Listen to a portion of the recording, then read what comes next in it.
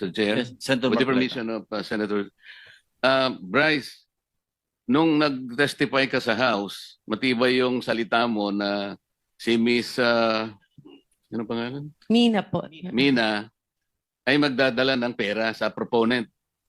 At ang binanggit mo sa House, si Senator Jinggoy.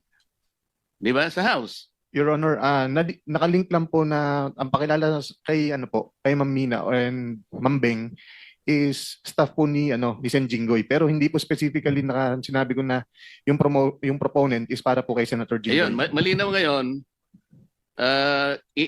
ina-attribute mo lang bale kay Senator Jinggoy dahil staff niya si Beng, tama?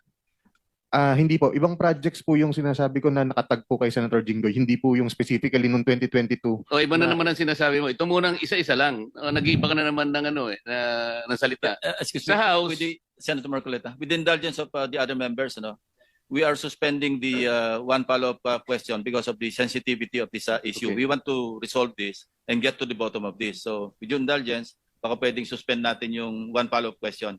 Mag-freewheeling muna tayo. Sandali. Thank you. thank you, Mr. Chair. So, pero malinaw, merong magdadala, sinabi mo. Ang magdadala si Miss Mina, tama? It's either Miss Mina or Beng Ramos po. Pero merong dadalhin, di ba? Yes po. Malinaw na malinaw yon. Walang Opo. problema doon. Wala pong problema. Ngayon, doon. sinabi mo na hindi naman pala si Senator Jinggoy. Specifically, hindi po si Senator Okay, Jinggoy. kanino kaya yon? Proponent lang po ang sinabi sa akin ni boss. Sino nga? Sino yung proponent? Wala, naka-blind po ako doon kung sino pong proponent po.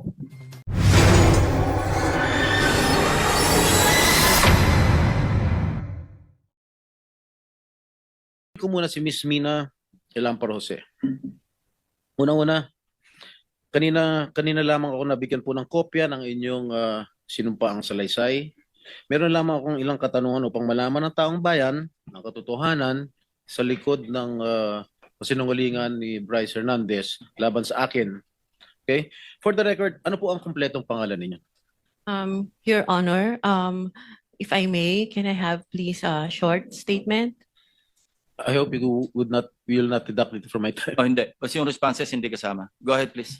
Yes, Your Honor. Yes, I am Mina Jose, and I am appearing before this committee in my personal capacity, and as a representative of WJ Construction.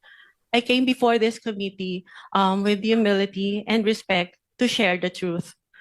First of all, I thank the committee through the leadership of our chairperson, Honorable Senator Panfilo Lacson, for giving me this opportunity to explain my side.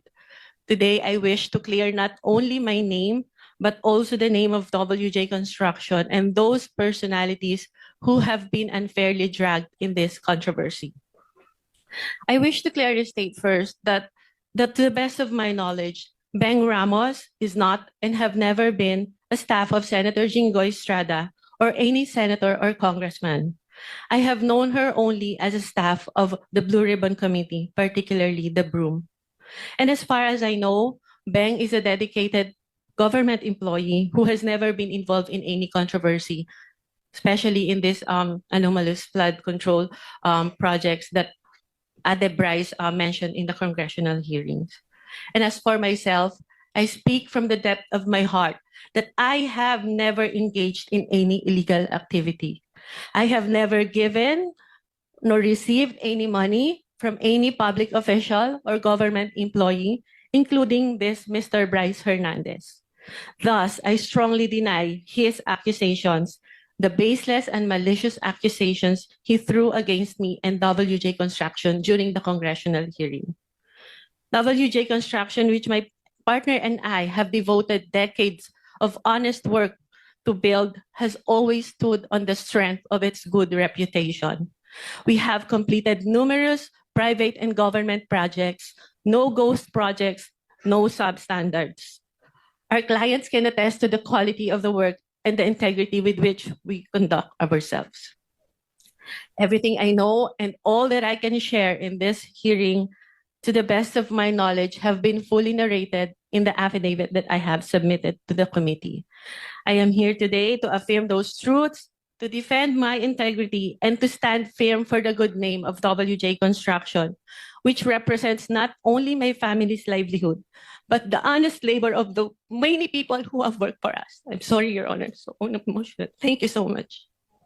Thank you, Ms. Mina.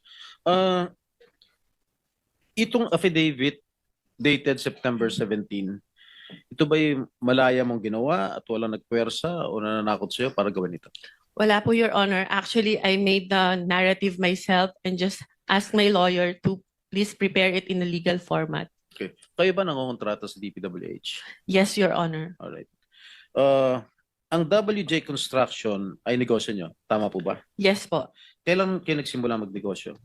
Okay, Pumasok sa construction business. WJ Construction started po as sole proprietor when my husband was still single in 1998.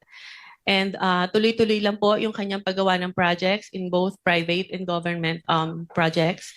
And in 2021 po, it transitioned into a one-person corporation. So, ano yung mga kontratang nakukuha nyo sa DPWH? Meron bang mga flood control projects? Meron po kami huling last ginawa na flood control in 2023 po. 2023? Yes po. Ano-ano po lugar? Sa Manila po. Sa Manila lang? Yes po. Okay. Ilan yung mga flood control projects ninyo? So far yun pa lang po. Isa lang? Yes po. Magkano halaga? 24 million po, Your Honor. Okay. Sabi po ni Senate President Pro Temp Senator Ping Lacson in one of his interviews mentioned that you were in the Senate premises on August 19. Tama po ba? I was there, Your Honor. You were Yes, Your here? Honor. Yes po, Your Ano po Honor. ginagawa niyo rito? I was invited to do an ocular of the supposed project po na dapat gagawin ko po sa office ng isa pong senator. Sino po? Uh, Pwede ba malaman kung Your Honor, if I may, it was already stated in the affidavit po that I have submitted. And with due respect, sana po not to name na lang po the good senator because he's not really involved naman po in Yes, any I know. of this. I know that Senator, I vouch for his credibility and Opo. integrity also. So, yung ba ang unang pagkakataon mo na pumunta kayo dito sa Senado? Nagpupunta na po ako dito in the past, Your Honor. In the past, Opo. anong ginagawa niyo in the past dito?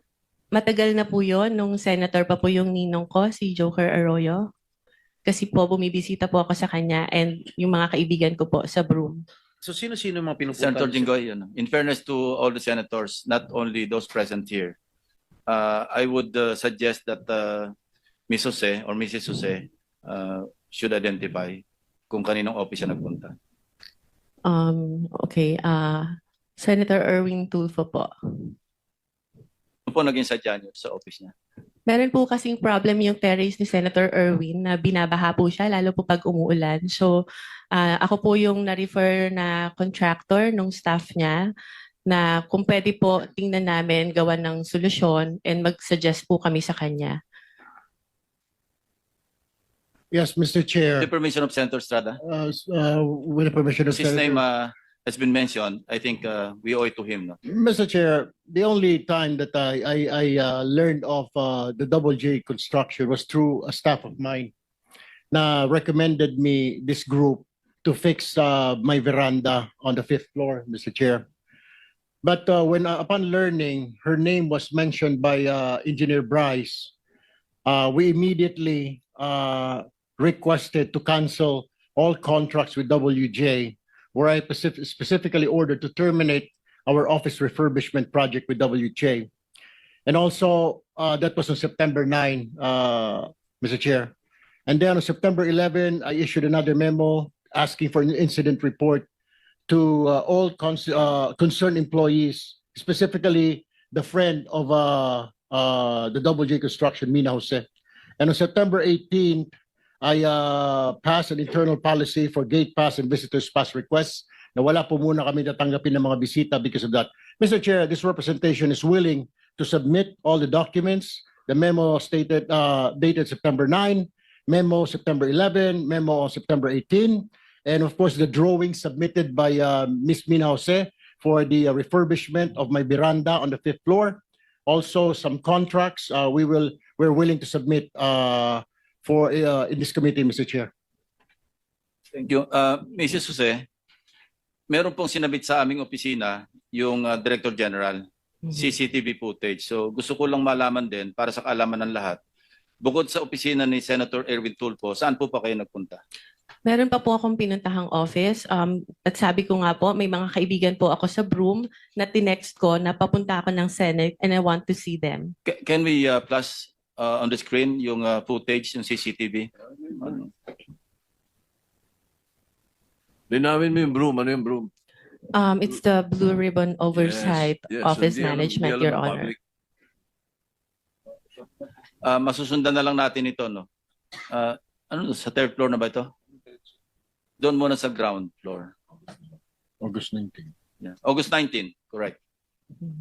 Sige po, habang tinitingnan nyo, kayo na yung magkakwento kung ano yung flow ng events nung kayo dumalaw dito. Anong Okay, oras? so from Sabay the sila. lobby po, nagsabi po ako na I have a permit to enter the Senate, and then tinanong po yung pangalan ko, hinanap po nila sa computer, and then nung na-confirm po nila, sabi nila, umakyat ka na sa second floor, doon ka mag-register.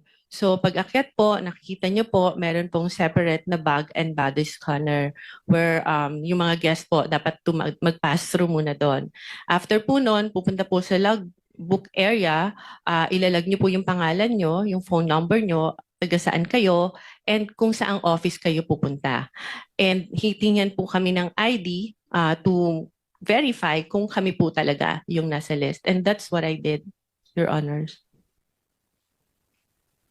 Ito po, sa yan na yung pumunta kayo sa Broome, di ba? Yes Sige, po. sige, tuloy nyo lang. Yeah, so dahil nga po nakita ko na yung elevator is cramped and dalawa lang po yung para sa mga senators, isa lang po yung sa guests, and natatakot ako na pumasok sa cramped elevator because I don't have my mask, I took the stairs po. And dumaan po ako kay Beng, inuna ko po muna siya dahil sa totoo lang po, nakiusap po ako sa kanyang mag-prepare or mag-print ng sample proposal na i-attempt ko po sanang i-present kay Senator Erwin. So dumaan po ako doon briefly, nagpicture pa nga po kami, and I texted my other friend sa Broome who was at that time in the session hall to tell her na, hey, nandito na ako. So after po noon, umakyat na ako dahil nagagalit na po sa akin yung staff ni Senator, bakit daw po ang tagal ko. Sandali lang daw po si Senator para explain sa akin kung anong gusto niyang gawin. So umakyat na po ako sa office ni Senator Erwin Tulfo. Mr. Chair, may I also add that we'll be submitting a screenshot of the text message between my staff and Ms. Mina Jose. Where was she during that time? Dahil doon po sa text message, sinabi niya dumaan pa sa Broome. At meron din po akong letter sa staff ko asking her bakit dumaan sa Broome. Parang ginamit po yung aming opisina na makapasyal siya sa Broome, wala naman po sa agenda. Hindi rin po niya minensyon na may kilala po siya dito sa Senate, dyan sa Broome, sa Blue Ribbon. So, in other words, Mr. Chair, parang nagamit po yung opisina ko para dumaan po siya sa Broome kung ano man yung kanyang business doon, Mr. Chair.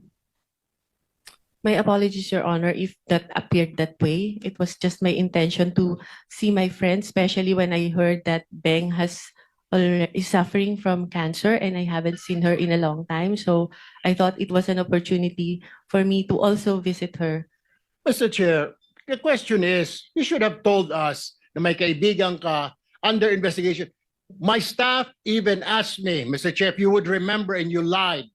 Sinabi namin, baka ikaw sabit ka dito sa flood control. Wala po kami, hindi po kami sabit dyan. Ang mga project ko, 30 million. Do you remember that? You were asked, Ms. Jose. Yes, Your Honor, because I am of honest belief na wala po talaga kami. You were not, bakit nababanggit ang pangalan mo dito ngayon? Meron ka palang kinalaman dyan sa mga proyekto sa Bulacan na yan. Why didn't you tell us straight up? Had you told us na meron kang sabit sa mga project sa Bulacan, we wouldn't have let you step in the Senate, Ms. Jose. Your Honor, prior to the text message that was shared by Bryce, nagulat po talaga ako dahil wala po kaming pinasukang project. We never joined any bidding.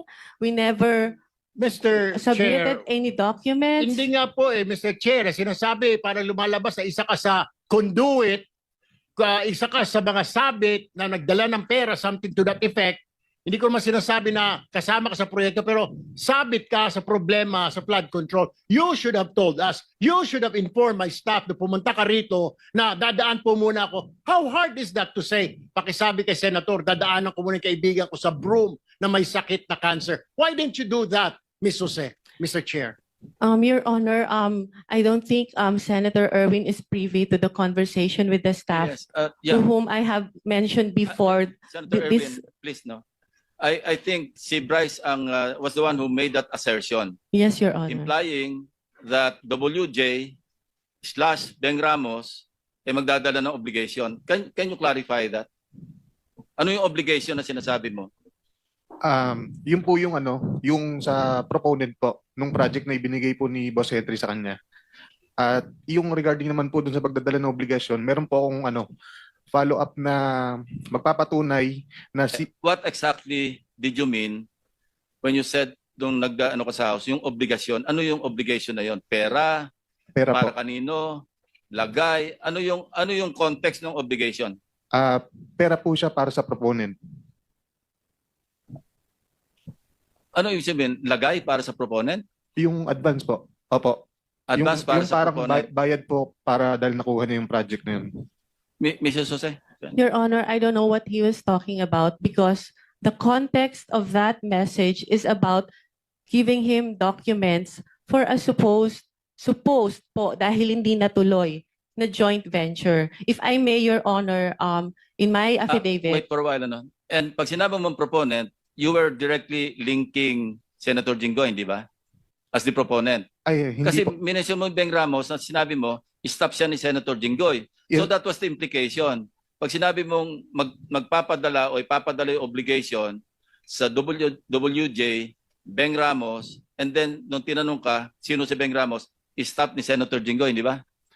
Yes po. So yun ang ini-imply mo na yung obligation na sinasabi mong para sa proponent para kay Senator Jinggoy. Hindi po, Your Honor. O ano yun? Sino yung proponent ngayon? Ibang project po yung hindi po Eh, galing kay pinagdugtong mo Senator kasi eh. Jinggoy.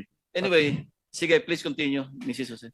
if you remember po dun sa shinare niya na text message, nagpakilala lang po ako na Mina, WJ Construction, Beng Ramos, for him to know na nakuha ko po yung number niya kay Beng Ramos.